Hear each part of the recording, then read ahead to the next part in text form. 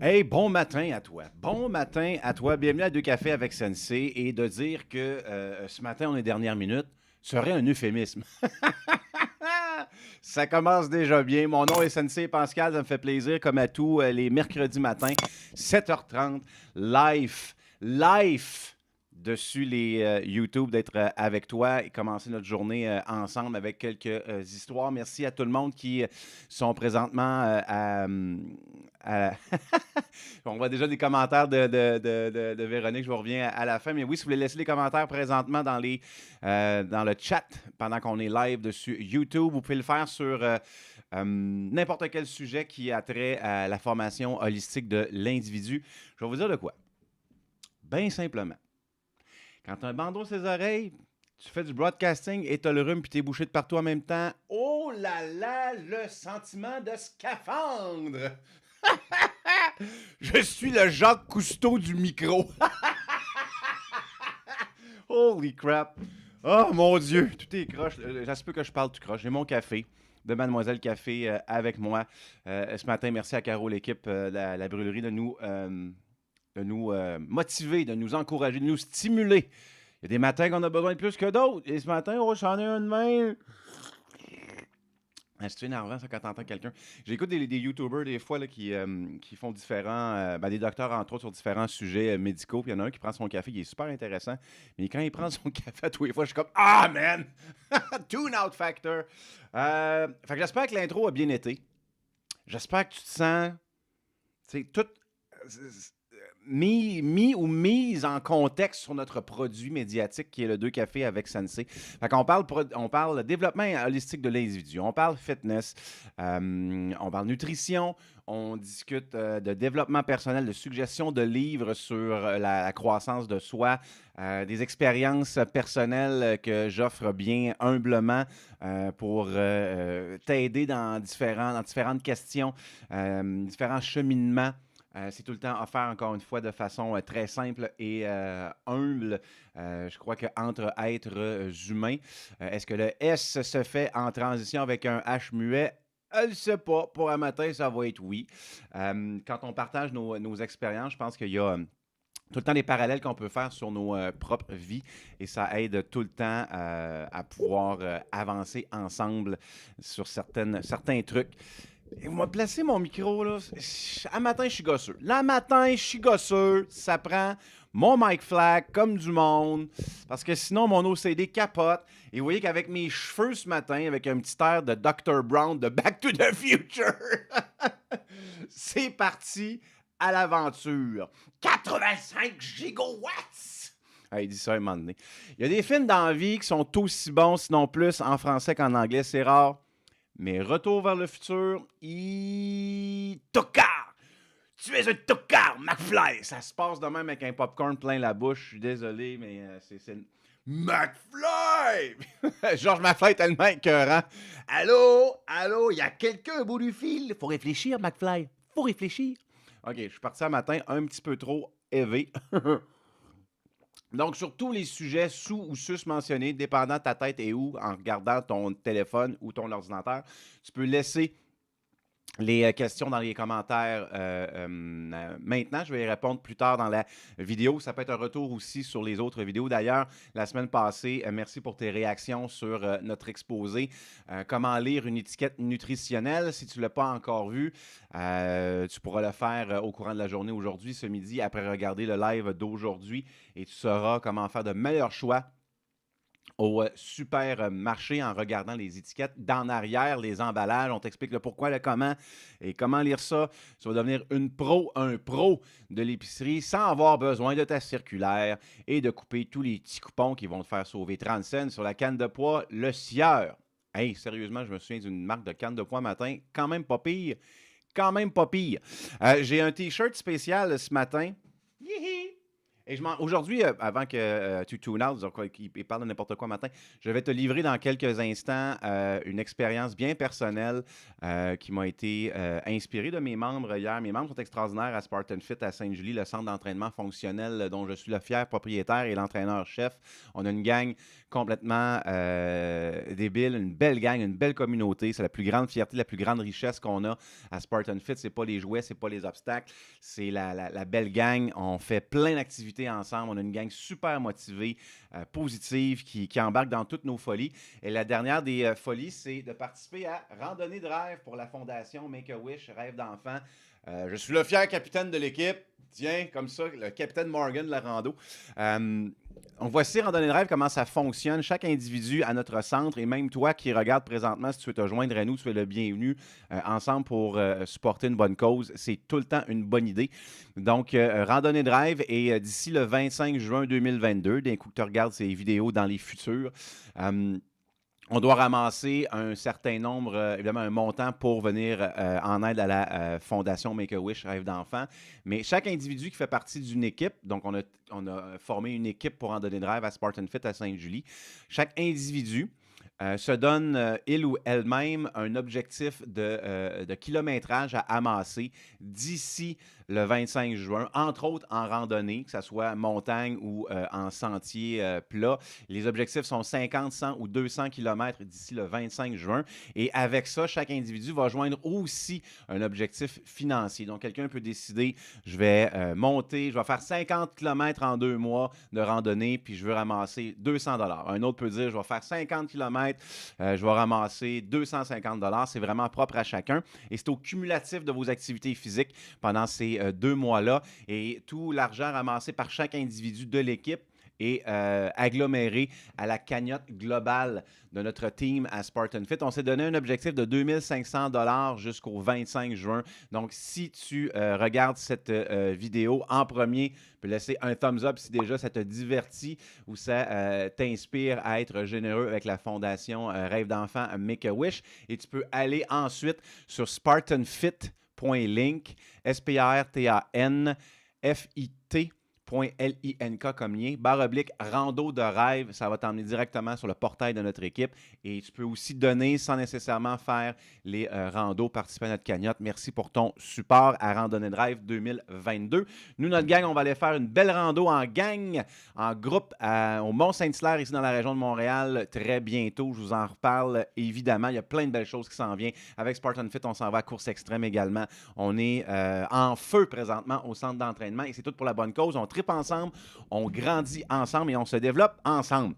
Et en parlant de développement et en parlant de croissance personnelle, j'en viens au sujet principal qui est, bon, tu as vu dans ma présentation, Sensei Pascal, c'est pas une gimmick, c'est pas un personnage pour dire, en fait, c'est un titre honorifique que j'ai mérité après 12 ans d'implication à temps plus que plein dans le monde des arts martiaux, principalement dans le karaté Kenpo, qui habite encore mon cœur, ma tête. En fait, je crois que quand tu es artiste martial, le mot artiste est important. Le mot martial aussi. En passant, et quand je parle là-dessus, il faut vraiment que je me check un matin parce que ça va partir sur la passion. Il va falloir que je me check. Moi, ma grand gueule. Quand j'ai eu une école de karaté pendant 8 ans. Ça a été ma vocation. C'était pas une job, c'était pas une carrière, c'est une vocation. En ce sens que tu ne fais que ça. Je pense que si tu es un bon prof de karaté, parce que c'est philosophique, c'est pas un travail. Tu peux avoir une vocation, tu peux prendre ton travail avec passion, avec dévouement, puis il y en a beaucoup qui le font dans leur spectre professionnel respectif. Mais quand tu es enseignant, et en plus enseignant d'arts martiaux, il y a une approche philosophique, spirituelle qui est vraiment, vraiment importante. Et je pense qu'un bon enseignant de karaté, un bon enseignant d'arts martiaux, il devrait quasiment être comme Sifu dans moi, mais plus que je parle, mon micro penche. Mon ex, elle disait la même affaire. Ah, quoi? Qu'est-ce qu'il dit? What? Qu'est-ce qu'il dit? Ça m'atteint un peu. On va le faire comme du monde, on va serrer ça correctement. Qu'est mon ami, il n'y en aura plus de problème. Il n'a même pas pris de pilule bleue. C'est un show pour adultes. On y va avec la suite de mon histoire. Donc, quand tu es un enseignant d'arts martiaux passionné, moi, je pense que c'est la seule façon de le faire. En passant, Sifu dans Kung Fu Panda, là, Sifu, c'est un maître en chinois. Donc, c'est pas juste un nom. C'est écœurant. Kung Fu Panda, je pourrais faire un exposé là-dessus. Le poster du film est dans notre gym à Spartan Fit, c'est pas pour rien. C'est des films qui m'ont inspiré. C'est des films que je pense qui devraient inspirer les gens. J'ai aussi un background en études cinématographiques. Donc, c'est mes suggestions de films pour inspirer les gens à grandir. Il y a une belle leçon de vie derrière Kung Fu Panda, en plus d'être un chef-d'œuvre en animation. Donc, en arts martiaux, un professeur devrait, à mon avis, être très près de ses élèves et se donner philosophiquement pour ses élèves. Donc, pendant 8 ans, moi, c'était mon rôle et je l'ai fait avec grande passion, avec grand dévouement et avec toute mon âme et mon esprit.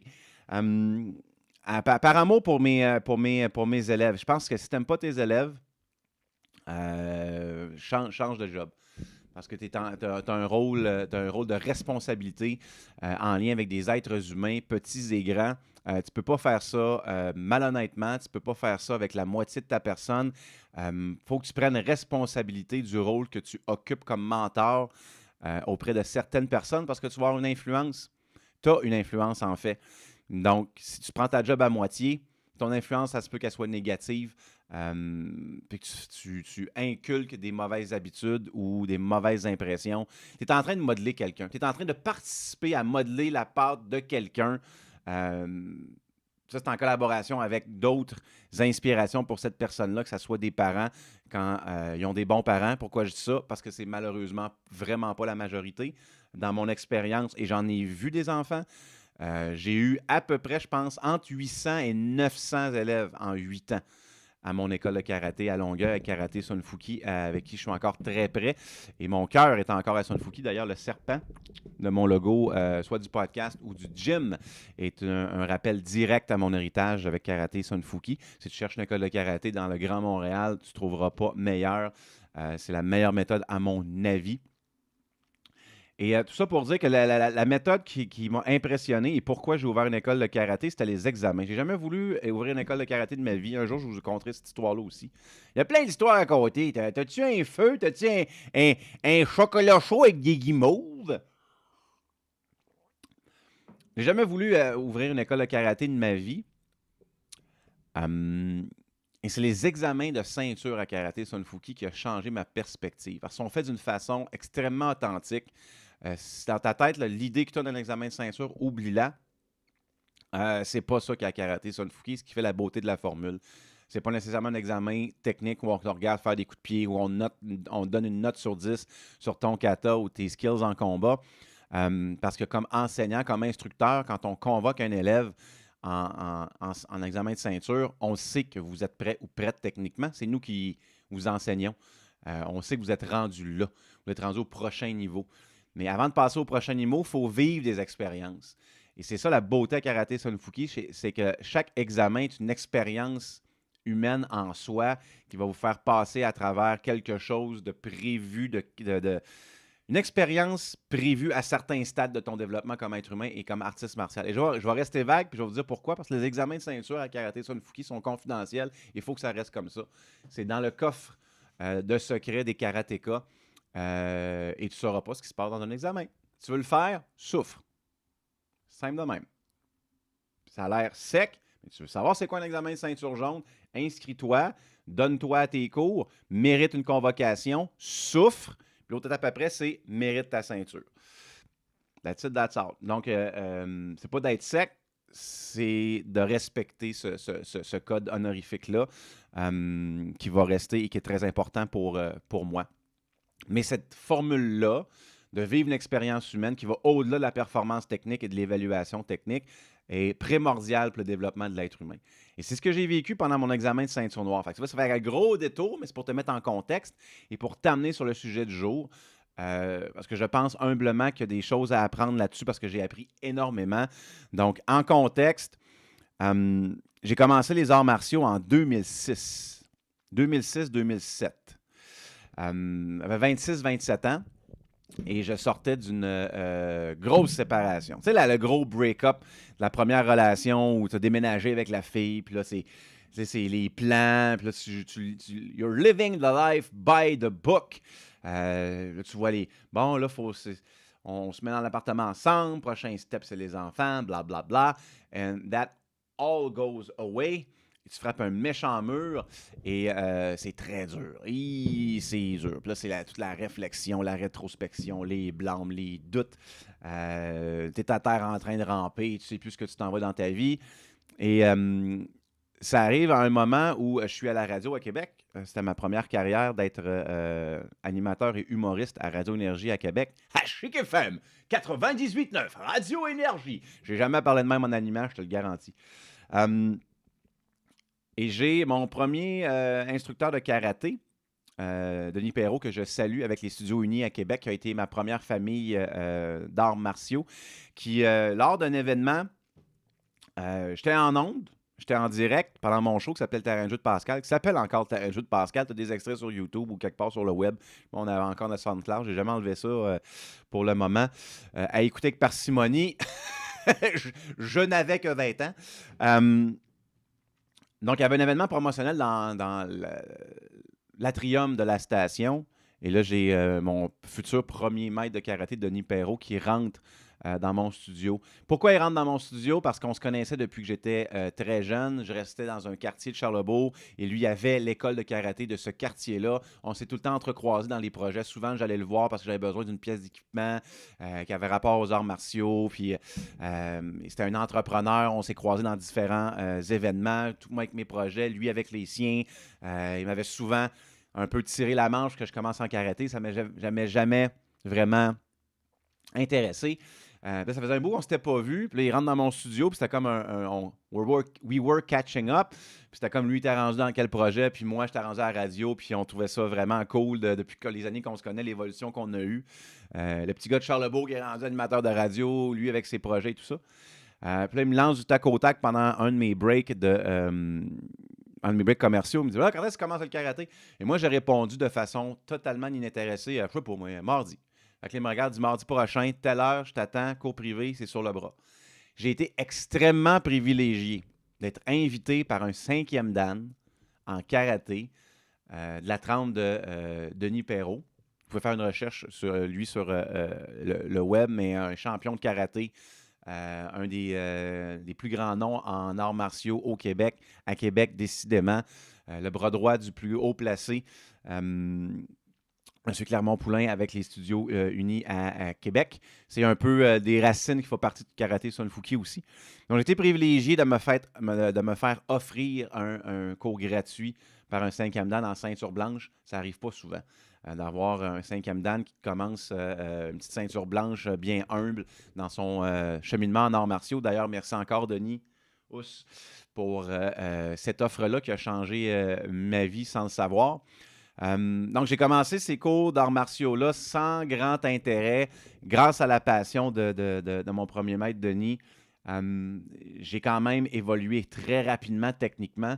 C'est un privilège d'avoir un 5e dan, de pouvoir te corriger, te peaufiner. Fait que de la ceinture blanche à la ceinture verte, ça a fait vraiment une très grande progression. Je me souviens de nos cours privés à côté de la rivière Jaune. La rivière Jaune! C'est pas parce que tu penses que c'est la rivière Jaune qu'elle s'appelle la rivière Jaune. C'est à cause des roches dans le fond. OK? On change de sujet. Qui était, à Notre-Dame-de-Laurentide. Là, on s'en va. Ouh, ghetto Charlebourg. Mais c'est pas un ghetto, là, c'est juste que c'est dans le nord avec la bus. Ça prenait vraiment du temps à se rendre à Sainte-Foy, puis aller à Place Laurier pour passer des week-ends avec tes chums à faire du lèche-vitrine. C'était un investissement de temps. Tu partais quasiment avec un sac de couchage. C'était loin. Ah, le terminus du zoo de Charlebourg. Il y a déjà eu un zoo, les amis, les enfants, à Québec. Ces petits cheveux gris-là, là, qu'on n'aime pas, ça nous permet de compter des histoires comme ça. Le zoo de Québec. Ah, ce petit enclos des singes qui sentait tout le temps les excréments. Maintenant, c'est du béton. Oh, man! Oh, man! Oh! Ah, François Pérusse était bien sorti celle-là. Boum! On a explosé sur cette référence. Jadis, selon Claude Primates qui sentait les excréments, maintenant c'est du béton. Ah, on s'en va n'importe où le matin. On revient au karaté. Donc, c'est ça, il y avait une rivière à côté du dojo, vraiment en arrière, dans le stationnement. Puis c'est le fun parce que dans les cours privés, euh, Denis nous emmenait souvent aux abords de la rivière pour méditer. Et c'est drôle parce que c'est là qu'il faisait la première leçon de perception du temps. Donc, on était 4 à un moment donné dans un cours semi-privé. On se place en méditation, on faisait une belle journée, genre juin, juillet, 20 degrés, c'était parfait. Et on fait juste écouter le son de l'eau. Et tu te perds un peu dans ta respiration, dans ta concentration personnelle. Et à la fin, il demande aux 4 combien de temps, et ça, j'ai récupéré cette chose-là avec mes élèves plus tard. Encore une fois, merci Denis. Combien de temps pensez-vous avoir médité? Il n'y en a pas un qui a la même réponse. Personne. Donc, la perception du temps, le fait de perdre le contact avec cette dimension de la réalité-là pendant que tu médites, ça fait vraiment du bien de placer son esprit ailleurs. Là, on pourrait rentrer dans une discussion de neurosciences où on commence à changer de zone de cerveau qui travaille, fait que ça permet à l'autre de récupérer. On pourra en parler très longtemps. Si tu veux en savoir plus sur le sujet, 2e épisode de mon podcast anglophone Sensei 16 Podcast avec le docteur Don Vaughn. Voilà. On parle de neurosciences, entre autres. Donc, j'ai commencé 26-27 ans. Déménage de Québec à Montréal parce qu'à Québec, je sentais à 26 ans, 27 ans que j'avais plus rien à faire là, que j'avais fait le tour, que je voulais évoluer de façon différente. Et que j'avais besoin d'évoluer, entre autres, dans un milieu anglophone. Je venais de changer d'université. Je m'étais fait accepter à Concordia. Donc, je pensais de Laval à Concordia pour finir ma formation, mon bac en Fine Arts. Je suis all over the place dans ma vie. Je suis all over the place. Faites-en pas sur le CV. C'est aussi bigarré comme ça. Ma nouvelle copine était, à l'époque, était à Montréal. Il n'y avait plus rien qui me restait à Québec, à part mon karaté. Mon karaté, c'était important. C'était dans une 2e famille. Je me suis fait des amis pour la vie là-bas. Ma gang de karaté à Québec, c'était important. Ma famille et mes amis aussi, je veux dire, là, mais quand j'ai déménagé, oui, c'était le stress du contact avec ma famille proche, mes amis proches. C'est sûr que c'était un effet, ça faisait pas partie des avantages, ça faisait partie des inconvénients du move. Mais il n'y a pas de move qui vaut la peine dans la vie qui n'a pas d'inconvénients. C'est de vivre avec. Chaque décision qui en vaut la peine a tout le temps des inconvénients difficiles. Mais je pense qu'au bout de ton cheminement, si tu sens que ça t'instigue, si tu sens que c'est le bon mouvement pour toi, le bon changement pour toi, fais-le. Le reste des inconvénients, un moment donné, vont soit disparaître ou se remodeler autour de ton choix. Là, je parle surtout famille, amis, les gens qui t'aiment vraiment. Vont être heureux pour ton choix, même s'ils vont avoir de la peine de te voir moins souvent. Salutations à tous mes amis de Québec et ma famille, bien évidemment. Puis 2, ça va se remodeler. Les gens vont être contents, vont être heureux pour toi. Ça va redonner une dimension, ça va reshaper, ça va reformater votre relation et plus souvent qu'autrement, ça va la renforcer. Maintenant, je prends plus le temps de discuter avec des amis de Québec. On prend le temps, une fois, mettons, à quelques mois, je m'en vais à Québec juste pour les voir. Ils viennent chez moi. Fait que ça donne peut-être pas des moments en quantité, mais ça donne assurément des moments en qualité. Puis ça, c'est important. La qualité par-dessus la quantité, tout le temps. Ou très souvent. Ou en tout cas, en ce qui a trait à ce sujet-là. Fait que si on revient au sujet principal, je m'en vais partout aujourd'hui. I'm going in the weed, j'espère que ça t'inspire. Si ça t'inspire le moindrement ou si au moins ça te divertit, n'oublie pas de t'abonner à notre chaîne avec le bouton s'abonner et la petite cloche. La petite cloche est importante. Ça va te donner une notification à chaque fois qu'on met des vidéos en direct sur notre chaîne. Donc, fast forward à mon déménagement, mon gros stress, c'était de me trouver une école de karaté, une nouvelle famille. C'était un gros deuil. Et j'ai mon ami Jean-François, dont je t'ai déjà parlé, qui est artiste de cirque pour le Cirque du Soleil maintenant. Encore une fois, une personne que j'adore, que je respecte énormément et que j'admire. pour plusieurs raisons, qui était un de mes instructeurs, Jean-François Robitaille. Si tu checkes ça là, sur YouTube, tu vas trouver des katas de malade. C'est un artiste de cycle, jongleur de feu. Sérieusement, tu vas trouver de la vidéo super bonne. Je pense qu'il prend encore des contrats privés. Fait que si tu as un événement à booker sérieux du corpo ou whatever, tu ne trouveras pas meilleur que Jeff, je te le dis. Son bâton de jonglerie là, à double bout, là, oublie ça, man. Tes invités vont faire. Fait que, oublie ça, ton clown à la fête de ton jeune, appelle Jeff, là tu vas gagner. Tu vas gagner l'admiration de tout le voisinage. Tu vas pas te promener après ça, tu vas faire comme I know how to throw birthday parties, my friend. Oh! Donc, dans mon déménagement, je voulais pas retomber ceinture blanche. J'étais rendu ceinture brune quand même quand j'ai déménagé à Montréal. Fait que ça me restait à peu près une année ou deux avant de pouvoir atteindre le rang de ceinture noire. Donc, j'avais la crainte de recommencer à blanc en changeant de style et de changer d'environnement de famille.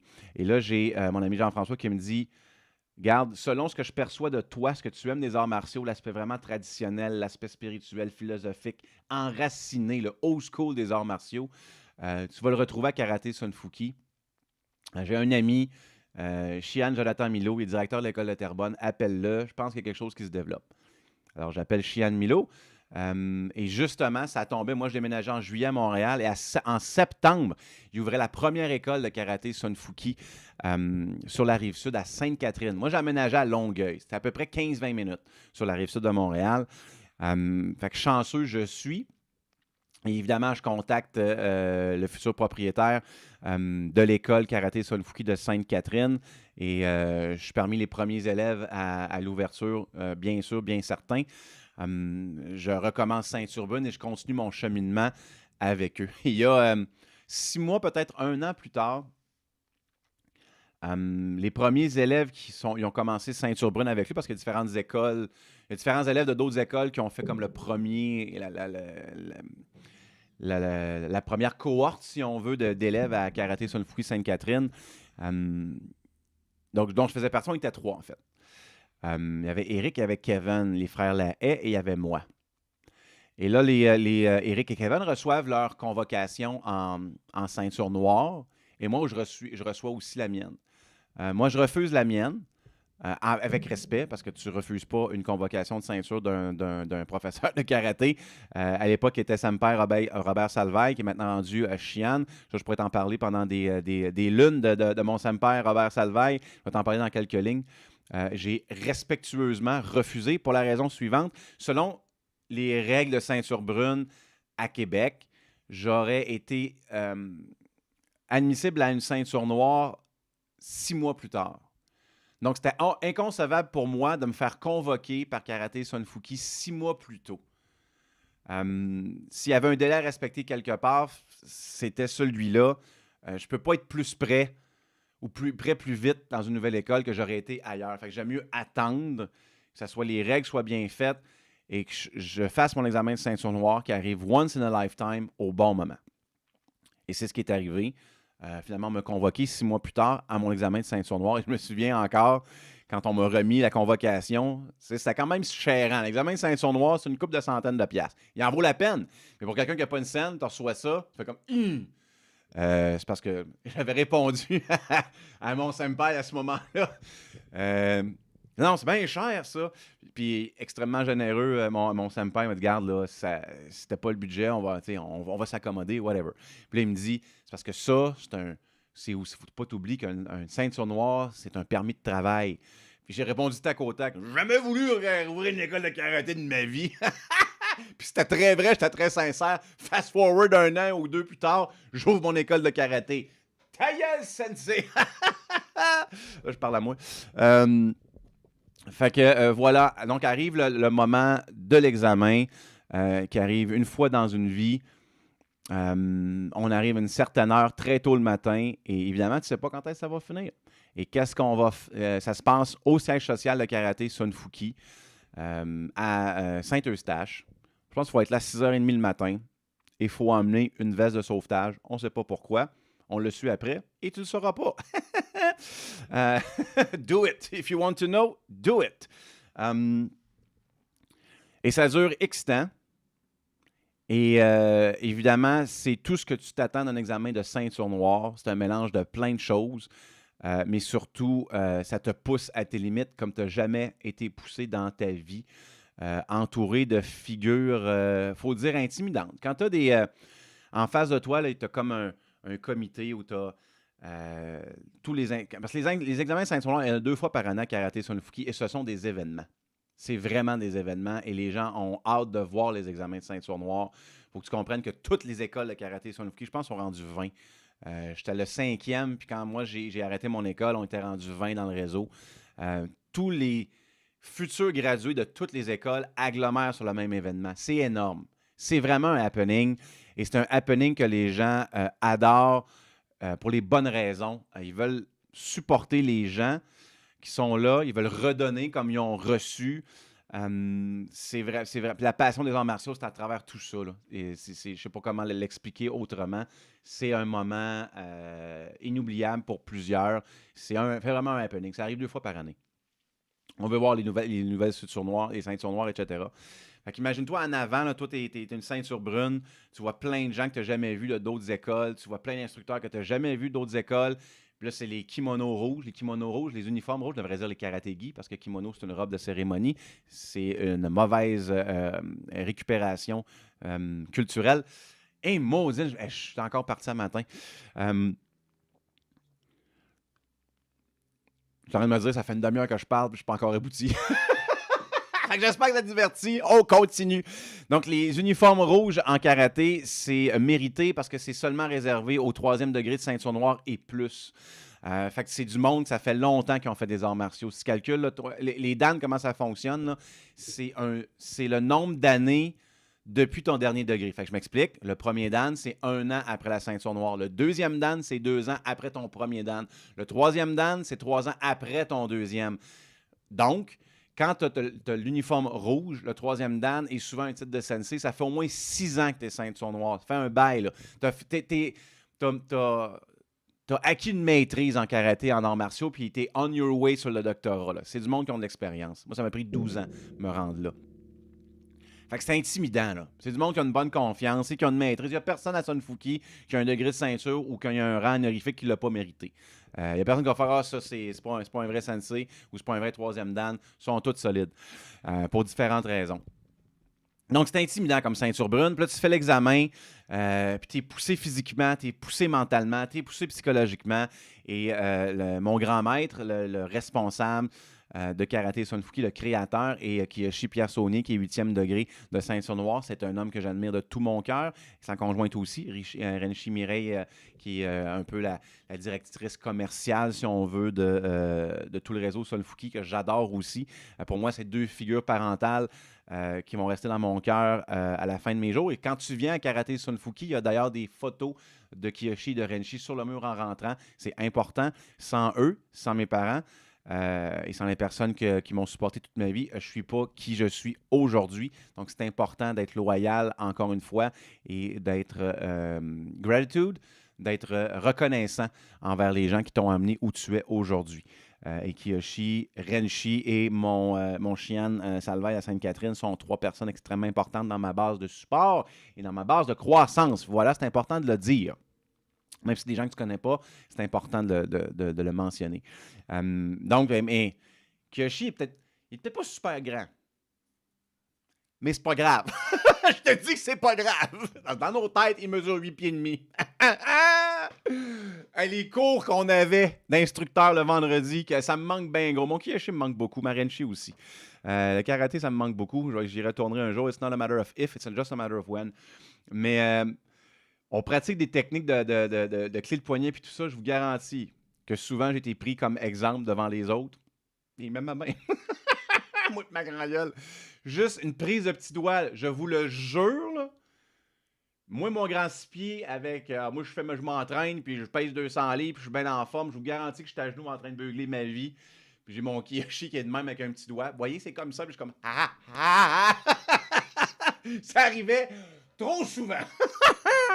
Belle leçon d'humilité. Ah, il n'y a personne qui toucherait à un cheveu avec Kiyoshi. Oh là là, la machine. Mais voilà, fait qu'il est intimidant. Tu sais, J'ai tout le temps dit, une course Spartan Race, c'est quelque chose, mais une course Spartan Race avec un Kiyoshi qui te pousse puis qui te crie après, ça serait extrême fois 10 000. Fait que c'est tout ça il y a toute l'ambiance psychologique. C'est très intense, extrêmement intense. Tu es poussé à toutes tes limites. Là, j'arrive à un moment de mon examen de ceinture noire où je frappe un mur comme tout le monde. Je suis plus capable, ça me tente plus, je suis pas bon, je suis fatigué, je vais m'en aller chez nous. Toutes ces maudites réflexions négatives qui peuvent croître en nous selon notre niveau de résilience, selon notre expérience face à l'adversité. Puis ces voix-là parlent fort, puis et qui ont donc raison, puis et qui ont donc raison d'avoir raison. Puis là, le mégaphone, il fait juste devenir encore plus volumineux, puis plus volumineux. Puis à un certain moment, on faisait quelque chose de très physique. Et j'ai Chian Milo, le directeur de Terrebonne, qui était avec moi pour un exercice X, pour un événement X, et qui me dit « Hey, un examen de ceinture noire, ça arrive une fois dans une vie. » Et c'est là le conseil qui a changé ma vie. Et on a fait un grand détour depuis tantôt. Et c'est pour ça la raison de la vidéo ce matin. Il me regarde et il dit « À chacun sa ceinture. » Et ce qu'il voulait dire par là, c'est que tous les efforts que moi, j'investis présentement dans mon événement, dans mon examen, dans l'adversité à laquelle je fais face, c'est la valeur directe que je vais donner à la ceinture à la fin. Si je veux que ma ceinture représente pour moi l'infini, une valeur inestimable, un dépassement, que je regarde un bout de tissu et que ça vienne avec un amalgame d'émotions positives, de la fierté, du dépassement, de la confiance en soi, un niveau d'estime phénoménal, c'est là que ça se passe. C'est moi qui détermine ça. C'est pas la ceinture qui va me donner ça. Sa ceinture, ça vaut 12 piastres brodées sur Internet dans un fournisseur d'équipements sportifs X. Tu fais broder ton nom. Tout le monde peut être ceinture noire. Tout le monde peut être ceinture noire. Tu fais être ceinture noire demain matin. Fais-toi faire ta ceinture, il n'y a aucun problème. Mais ce que ça va le voir vraiment, c'est un gros zéro. Donc, nominalement, une ceinture de karaté vaut 12 piastres. Ma ceinture noire, elle vaut 12 piastres. Mais la vraie valeur de la ceinture, pour moi, c'est un 8 couché. C'est le signe de l'infini. Et à ce jour, je n'ai pas laissé personne toucher à ma ceinture noire. Et dans mon meuble ici, en fait, elle était exposée quand j'avais mon école de karaté à gauche de l'insigne de karaté Sunfuki. Pourquoi à gauche? C'est près du cœur, c'est important. C'est à gauche. Tout ce qui est près de mon cœur se trouvait à gauche de mon insigne. Je pourrais vous parler de mon dojo pendant des heures. À gauche de mon insigne de karaté Sunfuki, avec mes autres ceintures, parce que j'ai souffert et j'ai grandi. Puis ça représentait surtout des étapes de ma vie et des croissances de ma vie. Parce qu'à chaque ceinture, pas le même individu. Pantoute, pantoute, pantoute. Et ce conseil-là a vraiment changé ma vie. Donc, merci Chian Milo pour ce conseil-là. À chacun sa ceinture. Pour toi, c'est peut-être une médaille de course à obstacles qui s'en vient. À chacun sa médaille. J'en ai vu dans des courses d'endurance. Je n'aimerais pas qui. 12 heures à Ottawa qui se sont fait éliminer. Je pourrais aussi te conter cette histoire-là. Ça a été la seule course à ce jour que je n'ai pas terminée. Ça, il faut que je t'en parle de ça. Je me prends une note, là, ça va être un prochain sujet. Ça, c'était une méchante aventure. C'était un peu un DNF à Ottawa. Il faut que je te parle de l'histoire là-dessus. Une prochaine semaine. Et j'ai été éliminé pour une raison X que je t'expliquerai dans un autre 2 cafés avec Sensei. Mais j'ai terminé l'événement pareil. J'ai fait tout. J'ai continué à suivre l'équipe. J'ai fait tous les autres défis physiques. Je me suis rendu jusqu'à la fin. C'est une technicalité là, qui a fait que j'ai. C'est pas que j'ai failé, c'est une technicalité qui a fait que j'ai été éliminé. J'ai pas failé nécessairement quelque chose. Il va falloir que je t'en parle plus tard. Donc, c'est pour ça que j'ai continué. C'était très frustrant. Là. Comme DNF, c'était très frustrant. Là, à la fin, c'est la remise des médailles. Puis moi, je m'assois et je regarde tout le monde recevoir la médaille. Puis là, j'ai mon partner à côté qui, lui, s'est fait éliminer en bonne et due forme pour une raison X. Qui dit « Ah, moi, j'ai payé, je vais en prendre ma médaille. » What? What? Moi, ça me dépasse. Ça me dépasse. Pour moi, ça dépasse tout entendement. C'est pas honoré, c'est pas l'honneur. Non, c'est arc-caca dans mon cœur. Tu n'as pas mérité ça. Tu iras la refaire, mais tu n'as pas mérité ta médaille.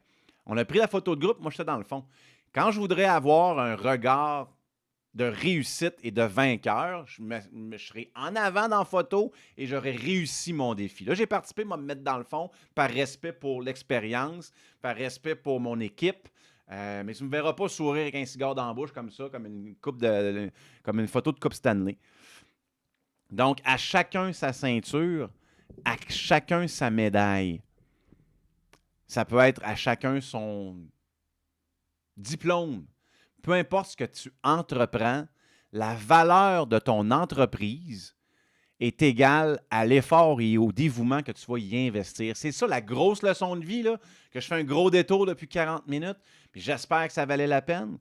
Si ça valait la peine, laisse-moi un petit like sur la vidéo. Laisse aussi dans les commentaires. Si tu aimes la vidéo, fais juste écrire j'aime ça présentement, il est tombé en feu, ses jokes sont weird, ses cheveux aussi. N'importe quoi, ça aide sur la vidéo à se faire reconnaître sur YouTube.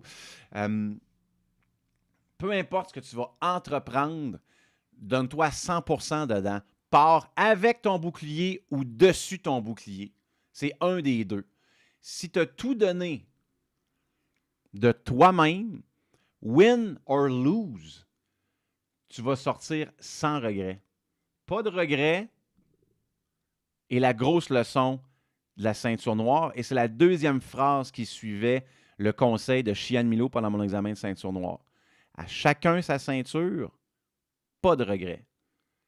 Et là, j'ai arrêté de me plaindre comme ça pendant l'examen. J'ai été focus sur ma performance. J'ai fermé ma grande gueule, puis j'ai fait ce que j'avais à faire. Ça a changé mon expérience de ceinture noire. Et je peux vous dire que quand j'étais rendu à la graduation devant parents et amis, parce que quand tu gradues, on arrête l'examen à une certaine heure et il y a une salle de réception qui nous attend. On est brûlé raide. On arrive là à X heures. Nos parents et amis sont là pour la réception. C'est vraiment c'est un banquet. Et les ceintures noires et le dévoilement des graduations sont faits graduellement pendant la soirée par Kiyoshi Pierre Saunier. Et oui, il y a des gens qui ne passent pas et ils se le font dire devant tout le monde. Ah, mais c'est heartbreaking. Qui ne s'est pas préparé? Encore une fois, à chacun sa ceinture. Si tu n'as pas réussi, c'est pas la faute de l'examen. Si tu n'as pas réussi, c'est peut-être ta préparation. Si tu investis, si tu te donnes, si tu te dévoues, tu vas mériter ton moment positif, ton moment de rêve devant parents et amis à la graduation. Si tu as fait tes choses à moitié, tu as pris ton défi pour acquis, ça se pourrait que devant tout le monde, tu te fasses dire malheureusement, tu n'as pas gradué, il faut que tu reviennes. Puis là, tu vis avec le malaise. C'est qui le responsable du malaise? C'est le système d'examen? C'est toi qui n'as pas investi ce qu'il fallait dans ton défi.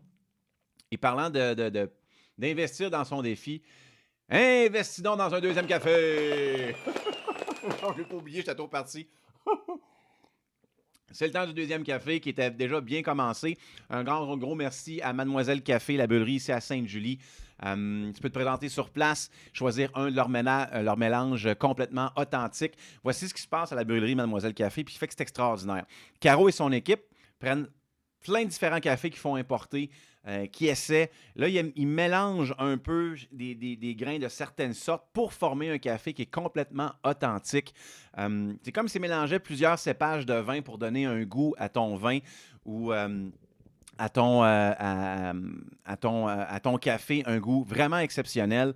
Et ce matin, je suis chanceux parce que c'est le Acapella que je déguste. C'est pas mal un de mes meilleurs. Un mélange espresso avec des arômes chocolatés, une petite pointe d'amande grillée, légèrement parfumée et fruitée.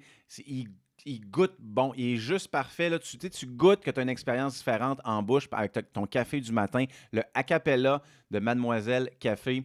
Succulent. Tu veux t'en faire commander une petite quantité, une grande quantité, parce que ça fait une couple de semaines qu'il en parle. Je vais essayer ça. Prends notre code promo SpartanFit10 avec le lien spartanfit.link, Mademoiselle Café. Ouais, il est passé vite. Pas de trouble, mon ami. Spartanfit10. au spartanfit.link/Mademoiselle Café. Tu vas sauver 10% sur ton prochain café. Je te conseille fortement le Acapella. Donc, rendu à la réception, Pascal Ceinture-Brune ressemblait à ça. Oh, qu'il est jeune! Oh, qu'il est beau! Il est tout fringant de jeunesse, encore tout plein d'espoir, et un petit peu mes cheveux gris. Est-ce que l'examen était au mois de décembre, Sensei? Oui!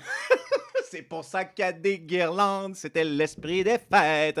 Mais présentement, je suis là avec d'autres élèves qui graduaient ou pas en ceinture brune.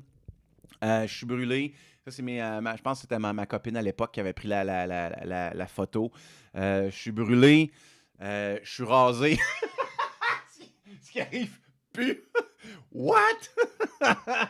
Oh mon Dieu. Le nez grossit avec l'âge aussi. Hein? C'est poche, ça. Donc, t'es fébrile, tu sais pas comment dire, tu fais tout et temps, t'es brûlé tête. T'es en mea culpa, t'es en post-mortem. C'est tout ça en même temps. T'es tellement aussi fatigué physiquement que les processus cérébraux ne fonctionnent pas. Puis je me souviens, je regarde pas la caméra présentement, parce que je veux pas regarder ni ma conjointe, ni mes parents, surtout ma mère, parce que j'ai les yeux pleins d'eau déjà. Tu sais, t'es déjà émotionnellement poussé aux limites. Puis je me souviens quand je suis rentré dans la salle, ça c'est avant qu'ils annoncent la graduation. Mais la première chose que j'ai faite en rentrant dans la salle, c'était de prendre ma mère dans mes bras, puis j'y ai pleuré ça dans les bras. Pas compliqué, mon père était à côté. Il avait les yeux pleins d'eau lui aussi. Mais j'ai braillé dans les bras comme un bébé. C'est pas compliqué, là. C'est. Hey, 6 pieds, tout jeune, fringant. Non, j'étais à bout. T'as besoin de ta moment. C'est à ce point-là, éreintant et complètement. C'est un dépassement global et total. Donc vient le moment fatidique où il nomme ton nom. Puis là, il donne ton résultat d'examen théorique, parce que oui, il y a un examen théorique. Il y a un examen pratique, l'examen technique. Tout est évalué. Et là, t'es là, puis tu croises. Tu sais, peut-être ils disent Pascal Derry. Là, t'es comme. Là, t'es comme ça. Là, t'es Kiyoshi en face de toi avec Shian. Il donne le résultat. Examen théorique, réussi. C'est comme. Examen pratique, réussi. Examen théorique, réussi. Puis là, il dit la phrase magique. Là, je t'en parle, regarde, j'ai des frissons.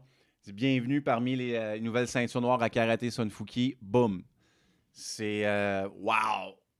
Là, il te donne ton nouvel uniforme, ta nouvelle ceinture, tes yeux pleins d'eau, tu capotes, le monde applaudit. Tu viens d'atteindre le niveau de ceinture noire officiellement après des années de dévouement. Ce qui en arrière d'une ceinture noire, c'est pas juste une performance technique, mais j'allais au karaté littéralement quasiment 7 jours semaine.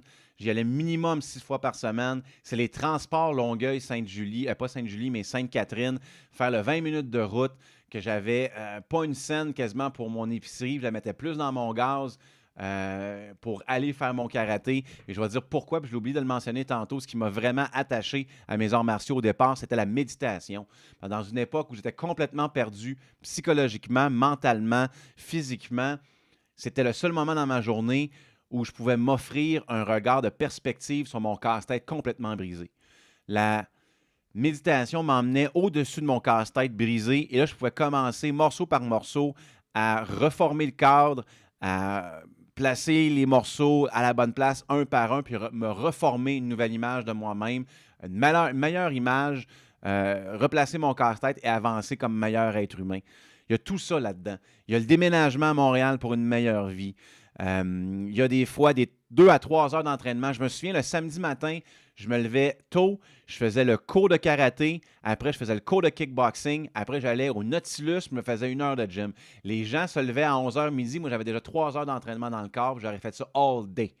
Je me prenais un lait au chocolat, puis je continuais. Puis souvent, là, on allait faire une rando ou on allait faire une activité avec ma conjointe du temps. C'est tout ça qui est en arrière. C'est les doutes, les erreurs. Il y en a-tu eu des erreurs? Il y en a eu sans bon sens.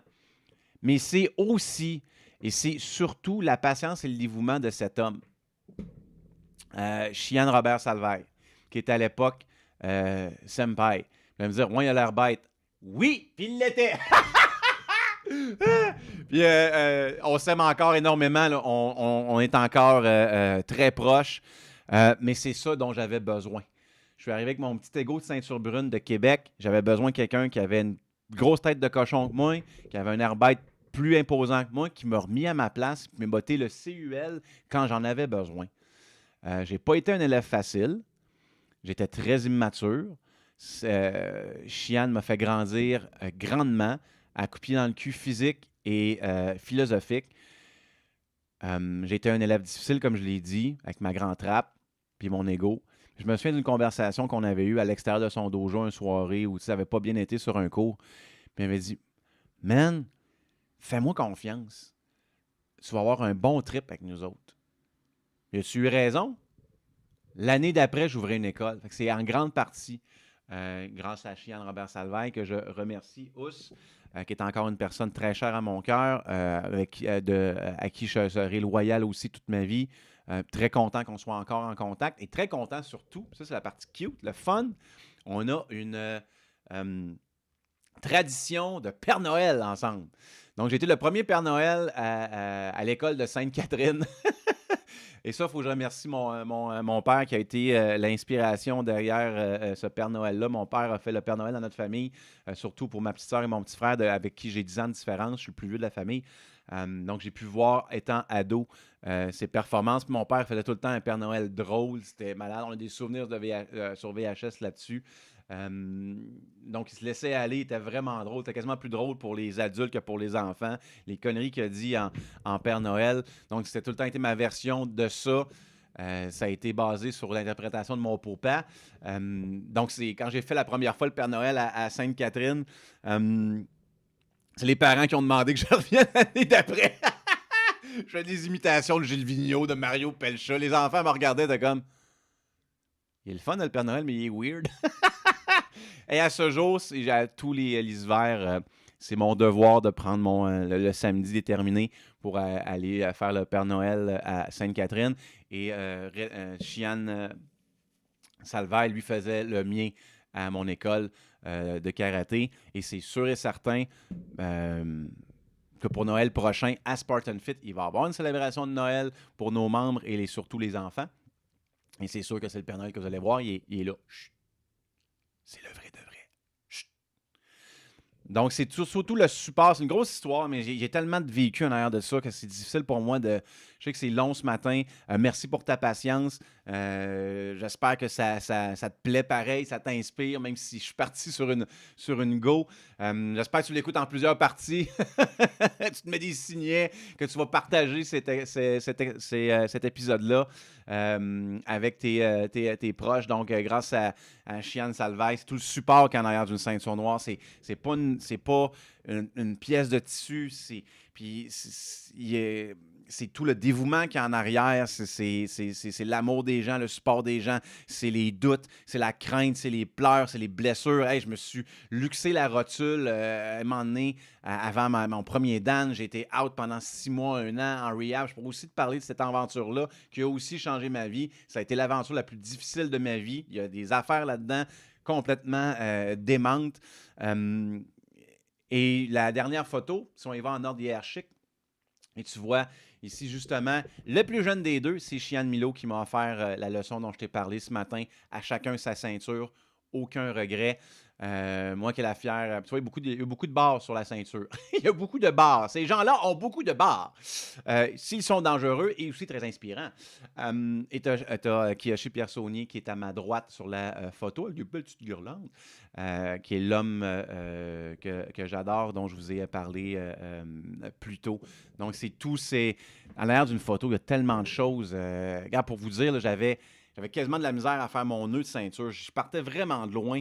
Et un an plus tard, je deviens professeur de karaté. C'est complètement fou comment la vie peut changer. Puis tout ça à partir, entre autres, d'autres conseils. Mais celui-là, de l'examen de ceinture noire, à chacun sa ceinture, aucun regret. Je l'ai appliqué à tellement de mes projets, de mes choses. Donc pour toi, on parle de course à obstacles parce que c'est notre spécialité à Spartan Fit. À chacun sa médaille. Donc tu vas te pousser à travers un défi. Ton défi va te faire questionner. Puis c'est ça le but. Tu vas douter pour vrai. Pas juste des petits doutes, là. Des gros doutes. Tu vas vouloir sacrer ton camp. Tu vas vouloir arrêter. Tu vas vouloir plus jamais faire ça de ta vie. Tu vas vouloir plus être toi puis te cacher en dessous du prélat puis disparaître sur une île déserte à Tombouctou. Ça va tout se passer. C'est 100% garanti. Ils vont parler fort, ces voix-là. Mais tu vas passer à travers. Tu vas continuer. Tu vas encore vivre ces doutes-là dans le même événement. Tu vas continuer pareil. Donne-toi un mantra. Donne-toi une image. Moi, dans un de mes examens très difficiles, ça a été ma filleule. Tu sais, ça a l'air nono, mais le film Peter Pan, c'est quoi le secret pour que les enfants puissent voler? Oui, il y a la poudre de fée, mais c'est pas tout seul. Ça leur prend une pensée positive. Ça a l'air niaiseux, mais j'adore le film Peter Pan, surtout la version Disney. Clochette est assez sacoche. Mais ça leur prend la poudre de fée, mais ça leur prend aussi une pensée positive. C'est ça qui font qu'ils sont capables de voler puis d'aller au pays imaginaire. Ça a l'air niaiseux comme image. Moi, je trouve pas que ça a l'air niaiseux. Parce qu'une pensée positive va t'emmener plus loin. Tout le temps. J'ai couru mon premier 10 km ever avec un ami qui était marathonien. J'avais jamais fait cette distance-là. Très difficile. Savez-vous c'est quoi qui m'a fait passer à travers mon 10 km? Il m'avait invité à souper après à manger des saucisses. Je pensais aux saucisses, j'avais faim. Mais pendant que j'avais faim et que j'imaginais les saucisses en face de ma face, je n'étais pas en train de me plaindre, de dire j'ai mal au psobord, j'ai mal ici, j'ai pas d'énergie. Je suis concentré sur autre chose. Concentre-toi sur... Tu as des enfants, pense à tes enfants. Tu as une personne qui est décédée dont tu veux honorer la mémoire. Focus on that. Donne-toi un mantra. Tu as besoin de mettre une photo de quelqu'un dans ton sac. Tu as besoin de te la taper sur l'avant-bras, de t'écrire au Sharpie le nom de quelqu'un, une phrase. Tu as besoin d'une phrase motivante pour ta course. Je t'en feu.